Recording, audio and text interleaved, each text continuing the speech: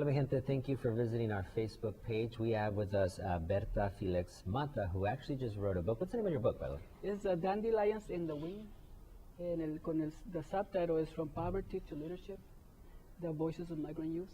And where does the dream of writing a book actually begin for you?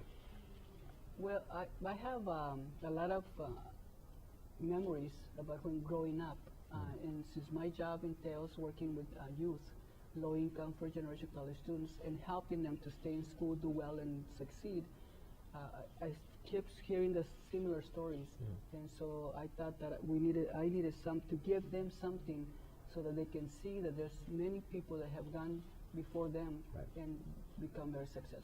You know, it's very interesting. Sometimes our youth, probably we go through this phase as well, that we believe that people just wake up and went to college. And it actually doesn't work that way. It takes a lot of hard work, a lot of effort, and really a lot of sacrifices. What are some of the sacrifices you had to deal with? The first sacrifice is deciding to go to college. Because when you're the oldest of 9 in a single parent home, then you're thinking, I need to help my family and I need to make money right now. And so even making that decision, it was very difficult because it was against going, what are we going to do? There's 9 kids in my family. So I decided to go to a community college for 2 years. I thought, in 2 years, I'll graduate, I'll have a good job, and I'll help my family that much more than in the fields. Right.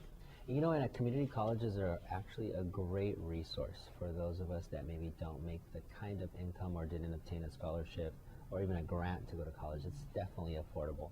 What do you think is the biggest plus that your education helped you achieve?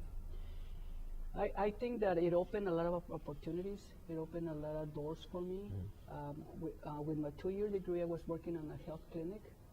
Then I started making a little bit more money. And so I was able to hear the stories of the people and the need in health. And so that's what led me to I can help more. If I have a bachelor's degree, I'm gonna help that much more. And so that's what kept me going. So in a sense, do you feel like you achieved your American dream? And if so, what was that dream? The dream is to succeed and stay in school and succeed. And so without education, I'm a true believer of education. Without education, you're not going to get anywhere. And so the more education you have, the better opportunities you're gonna have, and also better jobs. You're gonna meet a lot of other people that have been very successful, like you and this community. And so that's how you move forward. Yeah, and I also think, and I'm sure you agree, that it's important to give back. You can't just get a degree, get your bachelor's, master's, PhD, and then walk away from not only your people but your culture. How do you feel about that? We working in the migrant health centers. We were one of the first ones that started implementing conferences in Spanish. And so that gave me a lot of satisfaction because I was able to bring the funding and the resources to educate families and to educate youth. And so they know more about their own health. They see other people that are successful and then say, yeah, I can do it too. Is there one last message you have for those that are struggling with the idea of getting into college, enrolling for some sort of educational institution, or maybe just struggling with the idea of what to do next? There's a lot of funding right now that nobody should go, not stay home or not go to school. There's so much funding right now. There's a financial aid.